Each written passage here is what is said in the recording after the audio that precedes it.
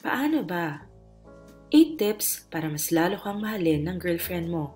Shoutout to Beatrice Moses, Lynn Viernes, Arlene Akma, and Rox Channel.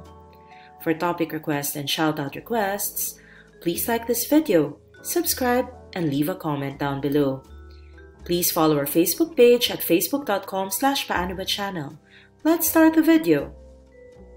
Tip number 1. Marunong magtiwala. Napakahalaga ng tiwala sa isang relasyon. Isa ito sa mga sikreto ng matibay at masayang relasyon. Kung may tiwala ka sa girlfriend mo, maiiwasan ninyo ang pag-aaway. Kung hindi ka nahihiyang magkwento ng lahat sa mahal mo, mas magiging malalim ang koneksyon ninyong dalawa. Kung nagtitiwala ka na mahal ka niya at hindi ka niya iiwan, ay mas lalo ka pa niyang mamahalin. Kung naiintindihan mo ang partner mo, maiintindihan ka rin niya. Kung nagiging bukas kayo sa isa't isa, mas lalo lamang kayong magtatagal at mas titibay ang relasyon. Paminsan kasi, ang nakakasira sa relasyon ng boyfriend at girlfriend ay yung kawalan ng tiwala, yung laging meron kang hinihinala at sobrang higpit mo na nakakasakal na sa kanya. Kaya, matutong magtiwala dahil bakit ka pa nag-girlfriend sa babaeng hindi mo kayang pagkatiwalaan? Tip number 1, magtiwala. Tip number 2, iparamdam mo sa kanya. Ika nga, kulang ang salita kung walang gawa. Balewala ang pinagsasabi mo na mahal mo siya kung hindi mo naman ito kayang iparamdam sa kanya.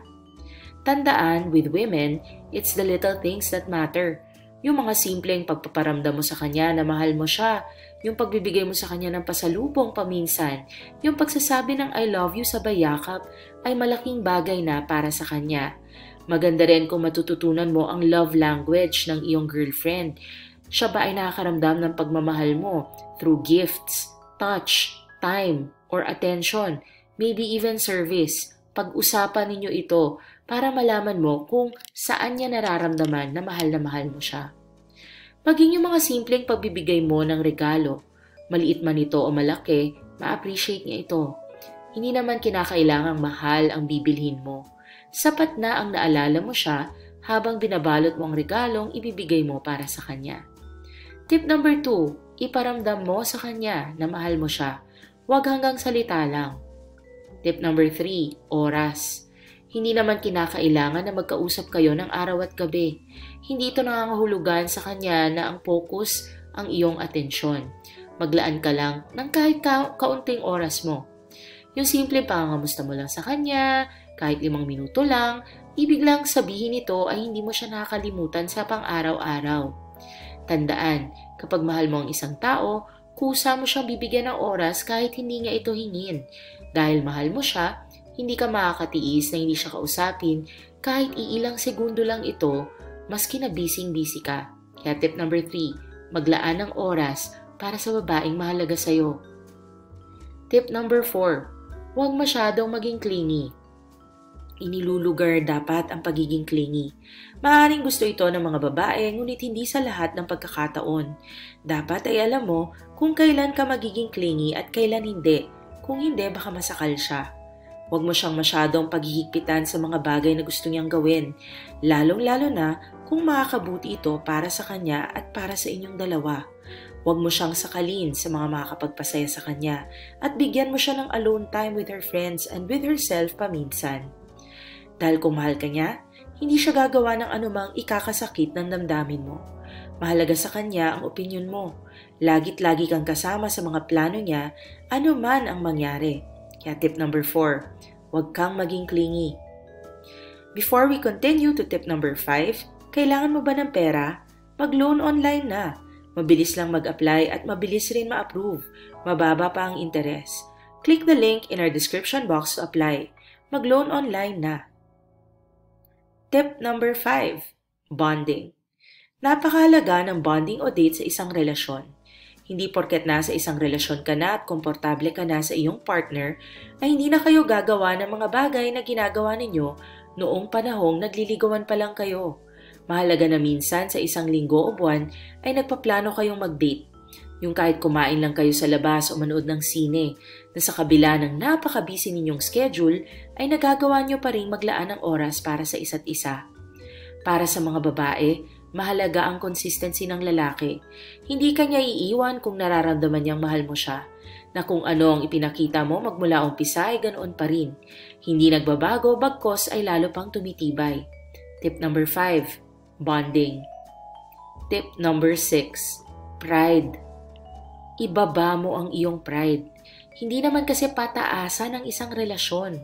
Hindi ito timbangan kung sino ang mas may kasalanan at sino ang mas nasasaktan, sino ang mas nagmamahal, sino ang mas nagsasakripisyo. Sa isang relasyon, hindi naman may iwasan ang pagtatalo, ang hindi pagkakaunawaan. Darating sa punto na hindi kayo magkakaintindihan. Pero ang tanong, matitiis mo ba ang mahal mo? Mas mataas ba ang galit at pride mo kesa sa pagmamahal mo sa kanya? Kung nagkakatampuhan man kayo, subukan mong ibaba ang pride mo. Ikaw na ang unang manuyo sa kanya. Ikaw na ang unang lumapit. Dahil mahal mo, ayaw mo siyang mawala sa'yo. Mas matimbang ang kagustuhan mong magkabati kayong dalawa. Paminsan kaya naghihiwalay dahil sa pride. Nag-away lang, ayaw nang magbaba at mag-sorry. Ayaw mangunang mag-text, kaya nagkakatuluyan ang paghihiwalayan. Kung mahal mo talaga ang girlfriend mo, magbaba ng pride at matutong humingi ng tawad, lalong-lalo na kapag ikaw ang may kasalanan.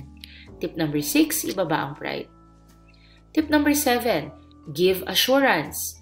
Sa isang relasyon, napakahalaga at malaking bagay ang pagbibigay mo ng seguridad sa iyong partner. Na kahit may mga taong nakapaligid sa'yo, na mas lamang sa kanya ay hindi mo siya ipagpapalit. Hindi naman na bago sa atin ang pagiging insecure ng mga babae. Nagiging selosa sila kapag alam nilang may umaaligid na babae sa mga kasintahan nila. Mas lumalabas ang pagiging clingy at possessive niya kapag alam niyang kayang-kaya mo siyang palitan. Kaya naman, para hindi ka iwan ng partner mo o paghinalaan, mahalaga na i-assure mo siya na siya lang ang mahal mo. Patunayan at iparamdam mo sa kanya na kahit may mga araw na hindi kayo nagkakaintindihan ay hindi mo pa rin siya iiwanan. Na kahit may mga oras na hindi siya katanggap-tanggap ay patuloy mo pa rin siyang yayakapin at mamahalin. Yung tipong even if hindi siya nagagandahan sa sarili niya, medyo tumaba siya ng konti, i-assure mo siya na mahal mo pa rin siya.